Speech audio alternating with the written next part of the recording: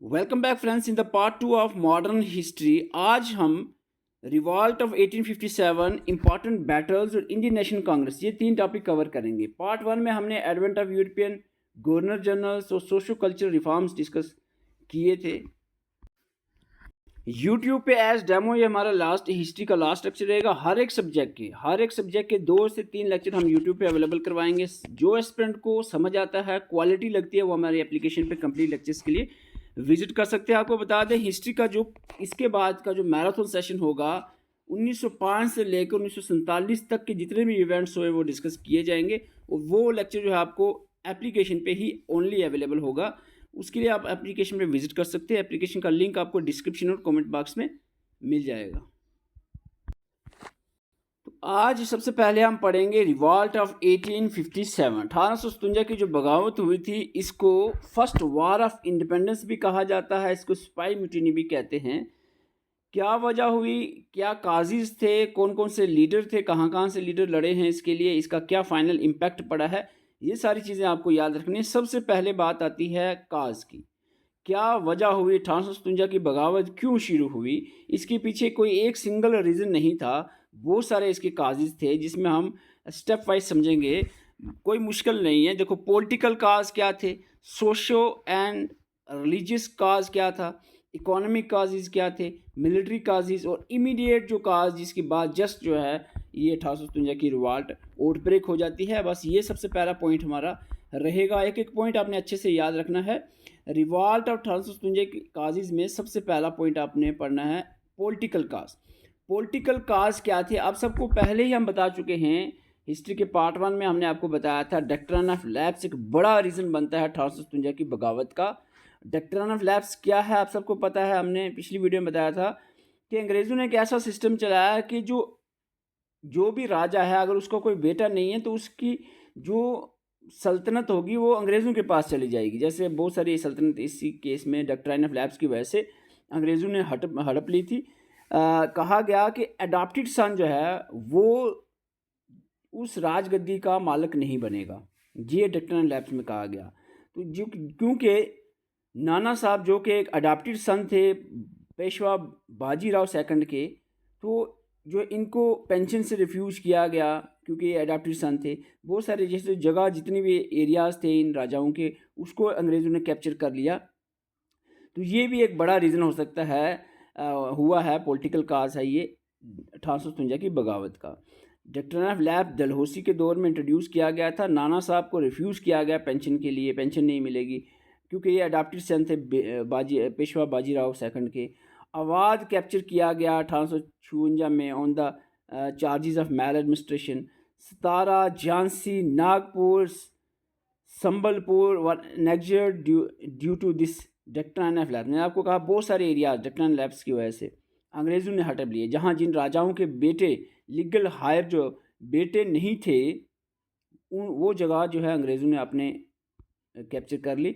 ये एक बड़ा रीज़न हो सकता है, इसको पॉलिटिकल काज हम मानते हैं। इसके बाद हम बात करें सोशल एंड रिलीजियस काज में, एबोलिशन ऑफ सती जो है 1829 में विलियम बेंट्रिक के द्वारा की गई।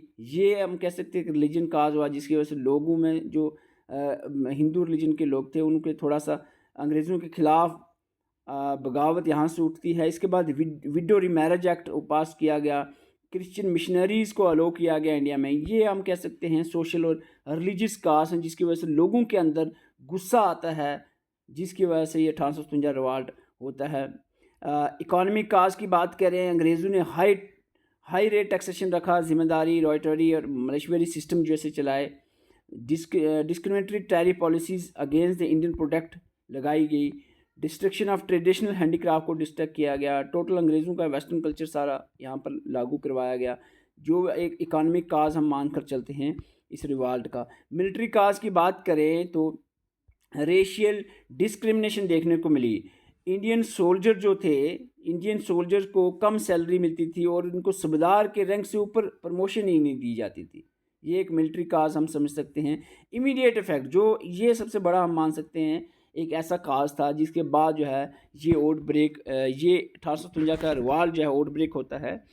इंडियन सिपाही वर गिवन कार्ट्रेजेस। जो कार्ट्रेजेस इंडियन स्पाइस को जो गन दी गई उसकी कार्ट्रेज को ग्रीस किया गया था काव और पिग के फैट से, जो कि दोनों हिंदू और मुस्लिम रिलीजन के लिए ये सही नहीं था क्योंकि उसको मुंह से खोलना पड़ता था। तो ये एक बड़ा कारण था जिसके वजह से जो है ये आउटब्रेक होती है 1857 के revolt which they had to tear with their teeth. ये एक हम कह सकते हैं इमीडिएट काज था इनफील्ड राइफल में जो इसके कारतूस को ये काव और पिग फैट से ग्रीस करते थे। और आउट ब्रेक कब होता है ये 1857 के रिवॉल्ट 29 मार्च 1857 की डेट आपने याद रखनी है। और सबसे पहली पर्सनालिटी जिसने ये आवाज़ उठाई और आवाज़ के सीधा बंदूक की उठाई मंगल पांडे, जो कि एक सिपाही थे 34th Bengal native infantry regiment के, जिसने क्या किया 2 ब्रिटिश ऑफिसर्स को इसी करते जो कार्ट्रेज में पिग और काव का ग्रीस जो लगाई थी इसी करते 2 अंग्रेज़ों के मना कर दे मैं नहीं यूज़ करूँगा। और इस गुस्से में 2 अंग्रेज़ों को ह्यूजसन और बाग को एट बराकपुर बंगाल की जो जगह है वहाँ पर 2 बंदूकों अंग्रेज़ों को शूट कर दिया मंगल पांडे ने। बाद में he was hanged on April 8 1857 8 अप्रैल 1857 को इनको फांसी लगा दी गई मंगल पांडे को। और ये पहले पर्सन बने हैं जो इतनी बड़ी आवाज़ उठाई 1857 के रिवॉल्ट में, सबसे पहले पर्सन जिन्होंने ये रिवॉल्ट स्टार्ट किया। और इसी के साथ आपको बता दें 10 मई 1857 में सिपाही म्यूटिनी मेरठ में स्टार्ट होती है that spread through the country. फिर वो पूरी कंट्री में ये सिपाही म्यूटिनी 1857 का जो बगावत है रिवॉल्ट है वो फैल जाता है। तो ये था हमारा पहला पॉइंट। कोई दिक्कत की बात मेरे ख्याल से नहीं होनी चाहिए। आपको अगर पूछा जाए स्टेटमेंट टाइप क्वेश्चन काजीज पे 1857 के रिवॉल्ट के पॉलिटिकल काज में आपको डॉक्ट्रिन ऑफ लैप्स याद रखना है, सबसे इंपॉर्टेंट काज है डॉक्ट्रिन ऑफ लैप्स, सबसे इंपॉर्टेंट है पॉलिटिकल में। सोशल एंड रिलीजियस काज में आपको abolition of Sati, window remarriage act, Christian missionary को अलो करना इंडिया में, ये एक सोशल और रिलीजियस काज है। इकॉनमी में हाई टैक्स रेट रखना और इस तरह के जिम्मेदारी राइटवारी और मेशरवारी सिस्टम स्टार्ट करना अंग्रेज़ों के द्वारा, डिस्क्रिमिनेटरी टैरिफ पॉलिसी लगाना इंडियन प्रोडक्ट पे, हैंडीक्राफ्ट को ख़त्म कर देना, ये एक इकॉनमिक काज था। मिलिट्री काज में रेशियल डिस्क्रिमिनेशन देखने को मिली अंग्रेज़ों की तरफ से कि जो इंडियन सोल्जर्स थे उनको लो सैलरी दी जाती थी और सूबेदार रैंक से ऊपर नहीं बढ़ाया जाता था, ये एक मिलिट्री काज है। और इमीडिएट काज आपको अभी बता चुका हूँ जो कार्ट्रेजेस थे गन्स के बंदूकों के उसको ग्रीस किया गया विद काव एंड पिग फैट से, जिसको जो सोल्जर्स थे इंडियन सोल्जर्स उनको ये अपने दांतों से उसको खोलना पड़ता था, जो कि दोनों रिलीजन के लिए ये बात सही नहीं थी। तो ये हम एक इमीडिएट काज मान सकते हैं। और आउट ब्रेक कैसी हुई 29 मार्च 1857 को मंगल पांडे ने 2 अंग्रेज़ों को शूट कर दिया और यहाँ से स्टार्ट होती है ये बगावत। और फाइनली 10 मई 1857 को स्पाई म्यूटिनी मेरठ से स्टार्ट होकर पूरी इंडिया में फैल जाती है। और ये जो आपके साथ टेबल है ये इस पे से क्वेश्चन आपको बन सकता है। इस टेबल में आपने याद रखना है कि अलग अलग जगहों से जो ये स्पाई म्यूटिनी ये 1857 का रिवॉल्ट है, रिवॉल्ट ऑफ 1857, ये लड़ा है दिल्ली में। आपको पूछा जाए तो कौन से लीडर थे जो इसको लीड कर रहे थे इस रिवॉल्ट को, वो थे बहादुर शाह जफ़र और बख्त खान। बरेली से खान बहादुर खान, कानपुर से नाना साहब और तंतिया तोप, लखनऊ से बेगम हज़रत महल। ये क्वेश्चन इस पे रिसेंटली बना है, इस पे एक क्वेश्चन जगह इसमें रिसेंटली पूछा है। और झांसी से रानी लक्ष्मीबाई और फैज़ाबाद मौलवी, बिहार से कुंवर सिंह और अमर सिंह, अहमदाबाद से लियाकत अली। तो ये आपने लीडर्स याद रखने हैं। और साथ साथ में आपको ये भी याद रखना है अंग्रेज़ों ने इसको रोका, जो ब्रिटिश थे हु सप्रेस दिस मूवमेंट, जिसमें निकोलसन और हुडसन ने दिल्ली में इस मूवमेंट को रोका। बहादुर शाह जफ़र और बख्त खान यहाँ पर लीडर थे। कैंपबेल ने कानपुर में इस मूवमेंट को रोका, नाना साहब और तंतिया तोप जहाँ के लीडर थे। कैंपबेल ने लखनऊ में भी इसको सप्रेस किया इस मूवमेंट को। ह्यूज रोज ने झांसी में इस मूवमेंट को सप्रेस किया। टेलर ने बिहार में इस मूवमेंट को सप्रेस किया। कॉर्नेल ने अहमदाबाद में इस मूवमेंट को सप्रेस किया। तो ये आपने चार्ट जो है ये याद रखना, यहाँ से एक क्वेश्चन सीधा पूछा जा सकता है। फैक्ट मैप ऑफ लीडर इस रिवॉल्ट, जब ये रिवॉल्ट चला और ये कंप्रेस किया गया अंग्रेज़ों के द्वारा रोका गया, तो लीडर्स का क्या हुआ वो आपको देखना है। आपको बता दें बहादुर शाह जफ़र को अरेस्ट किया गया, इनके 2 बच्चों को इनके सामने गोली मार दी गई, फिर इनको रंगून की जेल में दिया गया जहाँ पर इनकी डेथ हो जाती है। नाना साहब और बेगम हज़रत महल जो थी ये नेपाल को चली जाती है यहाँ से इंडिया छोड़कर। लक्ष्मीबाई ऐसी थी जो लड़ी बैटल फील्ड में, जिनकी लड़ते हुए जंग करते हुए अंग्रेज़ों के खिलाफ लड़ते हुए डेथ होती है। तंतिया टोप की बात करें, इनको कैप्चर करके इनको फांसी चढ़ा इनको मार दिया गया। काजीज़ एंड फेलियर की बात करें, काजीज़ ऑफ फेलियर, क्यों ये जो रिवाल्ट थी 1857 की रिवाल्ट के बाद आज़ादी क्यों नहीं मिली, 1857 में हमें क्यों नहीं आज़ादी मिली, इससे प्रेस क्यों हो गया, ये रिवाल्ट क्यों रुक गया, अंग्रेज़ों ने इसको दबा क्यों लिया इस बगावत को।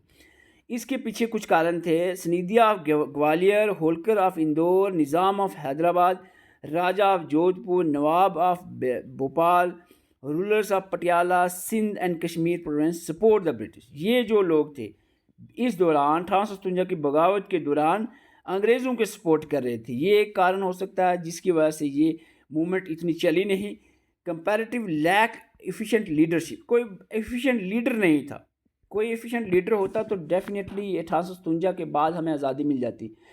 मिलिट्री इक्विपमेंट जो है ऑफ सिपाही वाज इन्फीरियर, इतने ज़्यादा हमारे पास मिलिट्री इक्विपमेंट भी नहीं थे कि हम अंग्रेज़ों के साथ उस वक़्त लड़ सकते। और इसका जो रिवाल्ट ये हुआ, इसके बाद क्या असर पड़ा, इम्पैक्ट क्या हुआ इस रिवाल्ट का। इस रिवाल्ट का ये इम्पैक्ट हुआ जहाँ पर ईस्ट इंडिया कंपनी इंडिया में राज था, ईस्ट इंडिया कंपनी का, वो ट्रेड वगैरह करती थी। इसके बाद 1858 के बाद जो 58 का एक्ट पास किया गया जिसमें पूरी की पूरी इंडिया की जो पावर्स हैं वो इंग्लैंड ब्रिटिश के पास चलेगी। ब्रिटिश की क्वीन विक्टोरिया जो थे उसके कंट्रोल में सारा इंडिया आ जाता है। End of the east India company का रूल ख़त्म।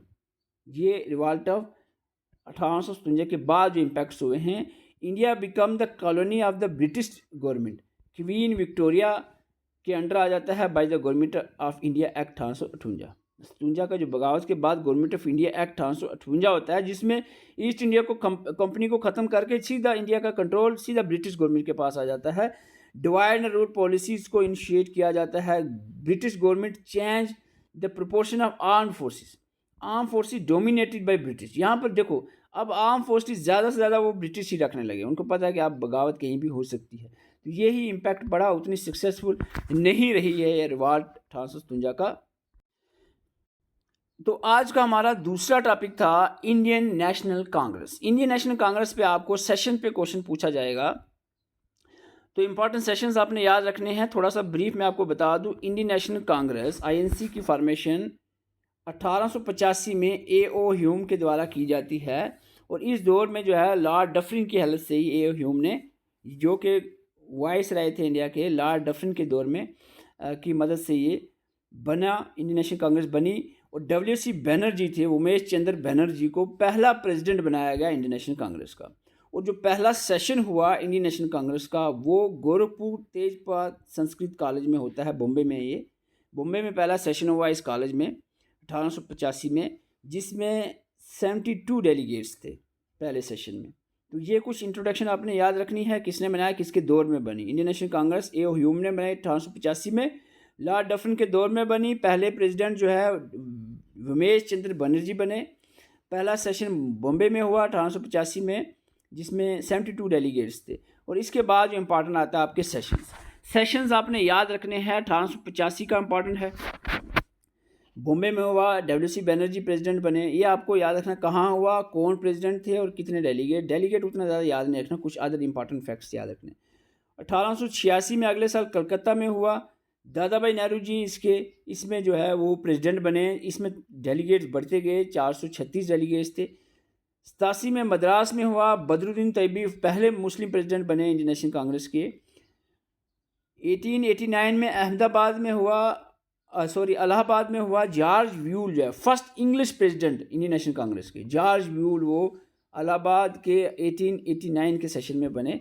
और इसके बाद हम सीधा आ जाते हैं 1906 के सेशन जो हुआ, कलकत्ता सेशन। दादा भाई नेहरू जी जिसमें प्रेसिडेंट थे। फर्स्ट टाइम जो स्वराज डिमांड किया गया ऑफिशियली, पहली बार स्वराज जो है ऑफिशियली डिमांड किया गया, वो 1906 के कलकत्ता सेशन में ये उठी आवाज़। और 1907 में जब आपको पता है सूरत स्प्लिट होता है, इंडियन नेशनल कांग्रेस 2 पार्ट में टूटती है, सूरत स्प्लिट होता है। इसमें रास बिहारी घोष जो है इस सेशन के प्रेसिडेंट थे। 1917 में बात करें, कलकत्ता सेशन होता है, Annie Besant first women president बनती हैं कलकत्ता सेशन की।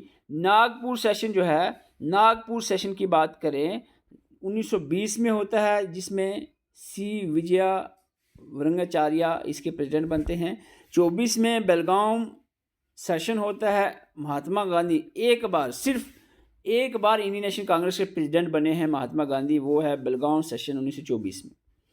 25 में कानपुर में सेशन होता है, Sarojini Naidu first Indian women president बनती हैं इंडियन नेशनल कांग्रेस की। 29 में बहुत इंपॉर्टेंट है, हिस्ट्री में हम आगे पढ़ेंगे, लाहौर सेशन। लाहौर सेशन 29 में होता है, जवाहरलाल नेहरू पहली बार प्रेसिडेंट बनते हैं। पूर्ण स्वराज, कंप्लीट इंडिपेंडेंस या पूर्ण स्वराज डिक्लेरेशन का यहाँ पर मुद्दा उठाया गया। 1938 में हरिपुर सेशन होता है, जिसमें सुभाष चंद्र बोस जो है इसके इंडियन नेशनल कांग्रेस के प्रेसिडेंट बनते हैं। बाद में सुभाष चंद्र बोस जो है इसको क्विट करके अपनी फॉरवर्ड ब्लॉक बना देते हैं 39 में। 1947 में मेरठ सेशन होता है, जेपी कृपलानी जो है इसके प्रेसिडेंट बनते थे। यहाँ पर आपको इंडियन नेशनल कांग्रेस में खास करके इसके सेशंस और कुछ प्रेसिडेंट और कुछ इंपॉर्टेंट फैक्ट जो हैं वो याद रखने हैं। अब हम बात करेंगे इंपॉर्टेंट बैटल्स, जो मॉडर्न हिस्ट्री के टाइम में इंपॉर्टेंट बैटल्स जो हैं वही हम डिस्कस करेंगे। अभी मेडिवल और एंशिएंट हिस्ट्री के अलग से हम कोई वीडियो बनाएंगे। अभी हम मॉडर्न हिस्ट्री की बात कर रहे हैं, तो मॉडर्न हिस्ट्री में जो बैटल्स हुए, अंग्रेज जब आते हैं, अंग्रेज जो ये 2 बैटल्स, बैटल ऑफ प्लेग्जे और बक्सर जीतते हैं, इसके बाद ही तो ज़्यादा हम कहते हैं अंग्रेज़ों का जो राज जो है यहाँ पर इंडिया पे स्टार्ट हो जाता है। बैटल ऑफ बक्सर जो है, आपको देखो प्लेसे की बात करें, पहले प्लेसे 1757 में हुई है। बैटल ऑफ प्लेसे 1757 में, याद रखना है ये sequence wise. Sirajuddaula with French and British East India Company के बीच में होती है। ब्रिटिश ईस्ट इंडिया कंपनी यहाँ पर जीत जाती है। यहाँ पर जो बैटल ऑफ प्लेग्जे, अंग्रेज़ों के साथ एक इंडिया की तरफ से सिराजुद्दौला लड़ रहे थे, सिराजुद्दौला हार जाते हैं अंग्रेज़ों से, ब्रिटिश जीत जाते हैं। यहाँ से एक बैटल जीते और ज़्यादा इनका राज स्टार्ट हो गया। फिर एक और बैटल होती है, बैटल ऑफ बक्सर, जो कुछ सालों के बाद 57 के बाद 64 में 1764 में बैटल ऑफ बक्सर होती है, जिसमें क्या होता है, अंग्रेज़ों के साथ ईस्ट इंडिया कंपनी के साथ अब मिलकर अलाइंस में आते हैं मीर कासिम, शाह आलम सेकंड और सिराजुद्दौला। सिराजुद्दौला जो पहले प्लेसे की बैटल हार जाते हैं, अब वो आते हैं अपने साथियों को लेकर, मीर कासिम, शाह आलम सेकंड और सिराजुद्दौला, तीनों मिलकर अंग्रेज़ों के साथ बैटल करते हैं, जंग लड़ते हैं, लेकिन ब्रिटिश ईस्ट इंडिया कंपनी यहाँ पर भी जीत जाती है। और आपको साथ साथ में ट्रीटीज़ याद रखनी, कोई बैटल के बाद अगर कोई ट्रीटी हुई है वो आपने याद है। ट्रीटी ऑफ इलाहाबाद साइन होती है बैटल ऑफ बक्सर के बाद। इसके बाद बैटल ऑफ वैंडीवाश, ये है अंग्रेज़ों के बीच में, ब्रिटिश और फ्रेंच के बीच में, ब्रिटिश ईस्ट इंडिया कंपनी और फ्रेंच के बीच में बैटल होती है, बैटल ऑफ वैंडीवाश 1760 में। और यहाँ पर जो फ्रेंच हैं वो हार जाते हैं और ब्रिटिश ईस्ट इंडिया कंपनी, अंग्रेज़ यहाँ पर फ्रेंच से भी जीत जाते हैं। आपको पता है इंडिया में डच, फ्रेंच, डेन, पुर्तगीज़ काफ़ी आए हैं यूरोपियन, लेकिन इसमें जो डोमिनेंट रहे इंडिया पर राज किया वो अंग्रेज़ों ने किया। फ्रेंच को हराया इन्होंने बैटल ऑफ वैंडीवाश में, तो भगाया यहाँ से।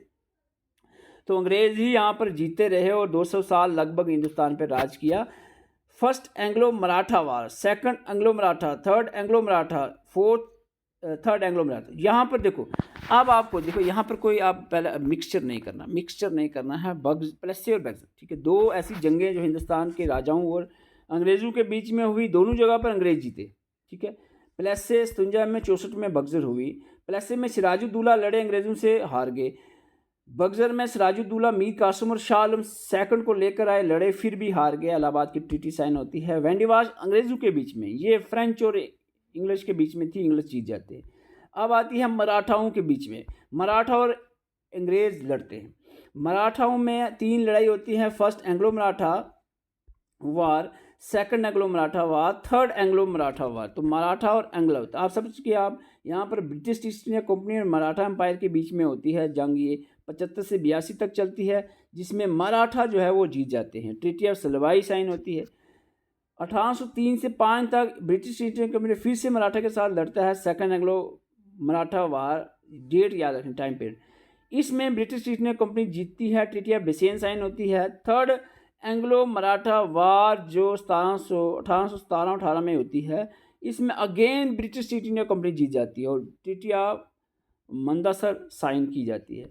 इसके बाद आती है एंग्लो मैसूर वार। एंग्लो यहाँ पर अंग्रेज़ और मैसूर के जो राजा हैं उनके बीच में होती है।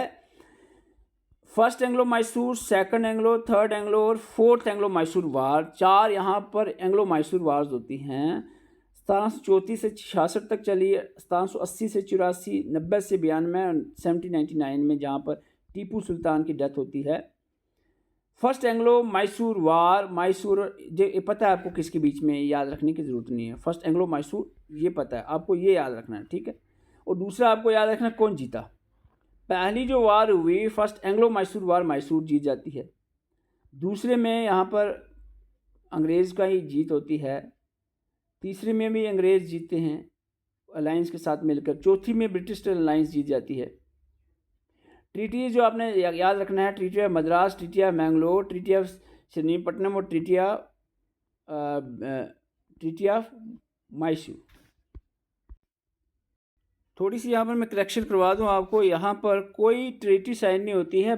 जो मैसूर है टोटली वो अपने सब्सिडी लाइन्स में, उस सब्सिडी स्टेट में ले आते हैं। सब्जुकेटेड मैसूर यानी टोटली जो है अपने अंडर कंट्रोल में ले आते हैं अंग्रेज़ इसको, मैसूर को। और यहाँ पर एक और मैं एडिशन करवा दूँ, यहाँ पर कोई भी सेकंड एंग्लो मैसूर वार में दोनों की दोनों एग्जॉस्ट हो जाती हैं, अंग्रेज़ और मैसूर के जो यहाँ पर थे राजा। और यहाँ पर कोई भी फाइनली कोई भी इस वार में कोई भी नहीं जीतता है। पहले मैसूर जीतता है, दूसरे में दोनों बराबर ही रहते हैं, तीसरी में ब्रिटिश, चौथी में ब्रिटिश जीत कर फाइनली जो है मैसूर को अपने अंडर में कर लेते हैं। 1799 में याद रखना टीपू सुल्तान की डेथ के बाद जो है मैसूर अपने कंट्रोल में ले लेते हैं अंग्रेज़। अब हम बात करें एंग्लो सिख वार। यहाँ पर दो अंग्रेज़ों और सिखों के बीच में दो लड़ाई होती है, फर्स्ट एंग्लो सिख वार और सेकंड एंग्लो सिख वार। आपको फिर से मैं दोहरा दूँ, कोई बड़ी दिक्कत की बात नहीं है। अंग्रेज़ जब आए पहले दो लड़ियाँ अंग्रेज़ों ने जीती, प्लेसी और बक्सर, जिसमें पहले के साथ सिराजुद्दौला के साथ लड़े अंग्रेज़। दूसरे बक्सर में सिराजुद्दौला और अपने साथी मीर कासिम और शाह आलम सेकंड को लेकर आते हैं, दोनों में ब्रिटिश जीत जाते हैं। Finally treaty of Allahabad sign होती है। इसके बाद वांडीवाश अंग्रेज़ों के बीच में थी, फ्रेंच और ब्रिटिश ईस्ट इंडिया। डेटें जो है बैठकर एक दिन याद करना आप सारी चीज़ें। और इसके बाद मराठा के बीच में आपके यहाँ पर याद रखना है 3 वार हुए हैं, first Anglo, second Anglo Maratha और थर्ड एंग्लो मराठा वार, जिसमें पहली वार जो है एंग्लो मराठा ने जीती है। उसके बाद दोनों जो है ईस्ट इंडिया कंपनी जीती है। मैसूर के 4 वार होती हैं, first Mysore, second, third, fourth Mysore war. पहले में मैसूर जीतते हैं, दूसरे में कोई नहीं, तीसरी में ब्रिटिश और चौथी में ब्रिटिश जीत के फाइनली कैप्चर कर लेते हैं मैसूर को। एंग्लो सिख वार की बात करें, 2 यहाँ पर वार हुए हैं, फर्स्ट एंग्लो सिख वार और second Anglo Sikh war. First Anglo Sikh war Sikh empire British India Company 1845-46 में लड़ते हैं, जहाँ पर ब्रिटिश ईस्ट इंडिया कंपनी जीत जाती है। ट्रीटी ऑफ बेरोवाल होती है यहाँ पर sign. Second Anglo Sikh war Sikh empire और ब्रिटिश के बीच में होती है, जहाँ पर ब्रिटिश अगेन जो है ब्रिटिश ईस्ट इंडिया कंपनी जीत जाती है सेकंड एंग्लो वार को। 2-3 मिनट में और लूँगा, क्विकली हम रिवाइज करेंगे। आज हमने 3 टॉपिक पढ़े हैं, revolt of 1857, Indian national Congress और इम्पॉर्टेंट बैटल्स। इसके बाद का जो नेक्स्ट सेशन होगा वो एप्लीकेशन पे होगा, यूट्यूब पे अवेलेबल नहीं होगा, यूट्यूब पे अनलिस्टेड होगा, ओनली एप्लीकेशन पे एस्पिरेंट देख पाएंगे। उसमें हम 1905 से लेकर 1947 तक की जो कंप्लीट हिस्ट्री, जो मैन फ्रीडम स्ट्रगल है, वो डिस्कस करेंगे। वो मैराथन रहेगा, एक लंबा लेक्चर रहने वाला है। अभी का आज का लेक्चर बिल्कुल छोटा था, जिसमें हमने 1853 के रिवॉल्ट के काजेज देखे। पॉलिटिकल काज में डिक्टेशन ऑफ लैप्स आता है, सोशल एंड रिलीजियस में evolution of Sati, window marriage act, Christian missionary को अलो करना, इकोनॉमिक काज में हाई टैक्सेशन रेट और इस तरह के जो जिम्मेदारी रटवारी और मिलिशवारी सिस्टम स्टार्ट किए गए अंग्रेज़ों के द्वारा, discriminatory tariff policy against Indian product और डिस्ट्रक्शन ऑफ इंडियन ट्रेडिशनल जो हैंडीक्राफ्ट्स थे अंग्रेज़ों के द्वारा, इसको डिस्ट्रॉय किया गया। मिलिट्री काज में हम रेशियल डिस्क्रिमिनेशन देखी गई, इंडियन सोल्जर्स को कम सैलरी और इनके रैंक को ना बढ़ाने की वजह से ये एक रिवॉल्ट का जो कारण माना जाता है। और इमीडिएट जो काज था वो आपको पता है, इंडियन सिपाही के जो कार्ट्रिजेस थे उसको ग्रीस किया गया था काउ और पिग फैट से, जो कि दोनों रिलीजन के लिए गलत था। जो एक इमीडिएट काज माना जाता है इस बगावत का। आउट ब्रेक कहाँ होती है? मंगल पांडे इनकार करते हैं इस तरह के कार्ट्रिज को यूज़ करने का, और 29 मार्च 1857 को 2 अंग्रेज़ों को गोली मार देते हैं मंगल पांडे, ह्यूस्टन और बाग को, बराकपुर बंगाल में। और यहाँ पर इसके बाद 10 मई को फाइनली जो है स्पाई म्यूटिनी स्टार्ट हो जाती है मेरठ से और पूरे इंडिया में फैलती है। कौन कौन इसको लड़ रहे थे आपको बता चुका हूँ। दिल्ली में बहादुर शाह जफ़र सेकंड जफ़र और बख्त खान, बरेली से खान बहादुर खान, कानपुर से नाना साहब एंड तंतिया तोप, लखनऊ से हज़रत बेगम हज़रत महल, झांसी से रानी लक्ष्मीबाई, फैज़ाबाद मौलवी, बिहार से कुंवर सिंह और अमर सिंह, इलाहाबाद से लियाकत अली। तो इनको कंप्रेस किया गया इस मूवमेंट्स को। कौन कौन से जो अंग्रेज़ थे वो भी साथ में याद रखना है। इसमें क्या क्या हुआ इस कंप्रेशन के बाद, जब ये रिवाल्ट ख़त्म हुआ, बहादुर शाह जफ़र को अरेस्ट करके रंगून के जेल में डाल दिया जहाँ पर इनकी डेथ हो जाती है। नाना साहब और हज़रत बेगम हज़रत महल नेपाल को चले जाते हैं इंडिया छोड़ के। रानी लक्ष्मीबाई ऐसी थी जो फील्ड में उतरी और जंग लड़ा अंग्रेज़ों के साथ, और बैटलफील्ड में इनकी डेथ होती है। तंतिया तोप की बात करें, इनको कैप्चर करके एक्सिक्यूटेड किया गया, इनको मारा गया। काजीज फेलियर के आप सबको बता चुका हूँ। बहुत सारे ऐसे राजा थे, Scindia of Gwalior, Holkar of Indore, Nizam of Hyderabad, Raja of Jodhpur, Nawab of Bhopal, rulers of Patiala, Sindh and Kashmir, जो कि ब्रिटिश के सपोर्ट में थे इस दौरान। Comparative lack of efficient leadership, कोई बड़ा लीडरशिप नहीं देखने को मिली इस रिवाल्ट में, जिसकी वजह से फेलियर था, ये रिवाल्ट सक्सेसफुल नहीं हुआ। मिलिट्री इक्विपमेंट में स्पाइस के पास इतने ज़्यादा नहीं थे, कोई इन्फीरियर क्वालिटी के थे। इम्पैक्ट ये हुआ कि जो ईस्ट इंडिया कंपनी थी उसका रूल ख़त्म करके government of India act 1858 introduce किया गया, जिसमें जो इंडिया था वो सीधा ब्रिटिश गवर्नमेंट के कंट्रोल में, क्वीन विक्टोरिया उस वक्त थी वहाँ की रानी, तो उनके कंट्रोल में चला जाता है। डिवाइड एंड रूल की पॉलिसी स्टार्ट की जाती है। गवर्नमेंट जो ब्रिटिश गवर्नमेंट थी वो आर्म फोर्सेस के प्रोपोर्शन को, यानी उनके नंबर्स को चेंज करता है। डोमिनेट ब्रिटिश के द्वारा ब्रिटिश सोल्जर ज़्यादा अपनी आर्मी में रखे गए। अब उसके बाद हमने इंडियन नेशनल कांग्रेस के बारे में सुना। ए ह्यूम ने 1885 में इसको बनाया लॉर्ड डफरिन के दौर में। डब्ल्यू.सी. बनर्जी फर्स्ट प्रेसिडेंट रहे हैं। पहला सेशन गोकुलदास तेजपुर संस्कृत कॉलेज बम्बे में होता है 1885 में।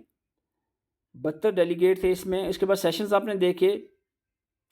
सेशंस में आपको 1885 का बॉम्बे में पहला सेशन हुआ, डब्ल्यू.सी. बनर्जी प्रेसिडेंट। 1886 में कलकत्ता में दादा भाई नौरोजी प्रेसिडेंट। 87 में मद्रास में बदरुद्दीन तैयबी फर्स्ट मुस्लिम प्रेसिडेंट बने।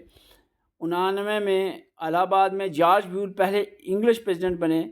6 में आपका कलकत्ता में हुआ, दादा भाई नौरोजी फर्स्ट प्रेसिडेंट बने। फर्स्ट टाइम स्वराज की डिमांड किया गया ऑफिशियली। 7 में सूरत स्प्लिट जब हुआ, वहाँ पर रास बिहारी घोष प्रेसिडेंट रहे हैं उस सेशन में। 17 में कलकत्ता सेशन में Annie Besant first women president बनी है इंडियन नेशनल कांग्रेस की। 1920 में नागपुर सेशन में विजया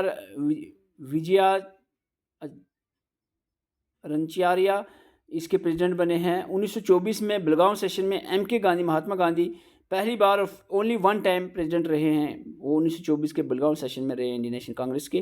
कानपुर का सेशन जो है 1905 में हुआ, और यहाँ पर सरोजिनी नायडू जो है फर्स्ट इंडियन वुमेन प्रेसिडेंट बनी है।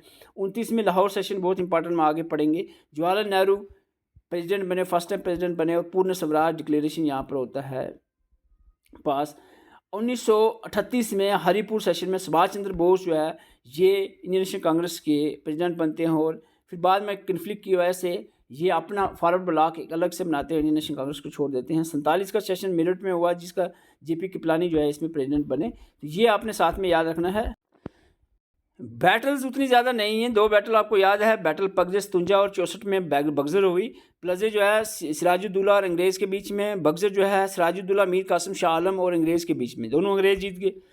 वेंडीवाश फ्रेंच और इंग्लिश के बीच में इंग्लिश जीते हैं। एंग्लो मराठा 3 हुई हैं, फर्स्ट 75 और 82 के बीच में, 1803-5 और 1817-18 में। ये आपने डेट भी याद रखनी है। और तीनों जो है, तीनों में पहली जो थी मराठा जीती है, 2 बाकी के अंग्रेज़ जीते हैं। और ट्रीटीज़ आपने साथ में याद रखनी है। सलबाई पहले हुई, फिर बिसेनपुर मदासूर जो है स्ट्रेटीज़ पे पूछा जाता है क्रोनोलॉजिकल ऑर्डर, पहले कौन सी ट्रीटी हुई, ये आपने स्किप नहीं करनी है, ठीक है। एंग्लो मैसूर 4 हुए हैं, 1734 से 66 तक चली है पहली मैसूर जीता है, दूसरा 80 से 84 तक चाहिए, कोई प्रोमिनेंट नहीं रहा इन दोनों में। थर्ड एंग्लो मैसूर जो है, मैसूर और ईस्ट, इसमें ब्रिटिश जीता है, चौथी में ब्रिटिश जीते हैं और ट्रीटी साथ में आपने याद रखनी है। एंग्लो सिख में 2 हुई हैं, दोनों के दोनों अंग्रेज जीते हैं, पहली के बाद बेरवाल ट्रीटी साइन होती है। तो देखो, मेरे बोलने से कुछ नहीं होगा, आपको बैठकर अच्छे से चीज़ों को पढ़ना है, याद रखना है। इधर उधर अगर आपको नहीं, हमारे बोलने में नहीं समझ आ गया, चीज़ें याद रखनी है, फैक्ट तो आपको पढ़ने का, हाँ इस देर में ये हुआ, ये काज था, ये काजीज याद रखने, कौन सी लीडर लड़े, कौन सी बैटल कब हुई, ये चीज़ें याद रखने की चीज़ें हैं हिस्ट्री की। तो ये आपने याद रखनी ही पड़ेगी, इसके लिए आपको बैठना पड़ेगा। आप सोच रहे हो कि ऐसे ही सुन लिया तो हो गया, उससे काम नहीं चलेगा। 3-4 घंटे आपको देने पड़ेंगे, एक बार अच्छे से चीज़ों को क्रोनोलॉजिकल ऑर्डर में, एक सीक्वेंस में, एक तरीके से याद कर लो, तो ये नहीं भूलेंगे। लेकिन आपको अच्छे से पढ़ना है, 1 बार 2 बार 3 बार पढ़ने से याद नहीं होगी, 10-20 बार इसको पढ़ना पड़ेगा, तब जाकर याद होगी। आप दिमाग में बिठाने की कोशिश करोगे जब बैठ कर, एक अपने आप से ज़िद करोगे, आज तो हमने ये पूरी सीक्वेंस में अच्छी से चीज़ें याद रखनी है, तो ही याद हो पाएंगी। और आपको बता दें, इसके बाद का जो हमारा मैराथन सेशन रहेगा 1905 से लेकर 1947 तक का, वो हमारा एप्लीकेशन पे ही होगा। और एप्लीकेशन का लिंक आपको डिस्क्रिप्शन और कमेंट बॉक्स में मिल जाएगा, आप वहाँ पर विजिट कर सकते हो। आज की वीडियो आपको अच्छी लगी, वीडियो को लाइक कर सकते हो। Thank you for watching.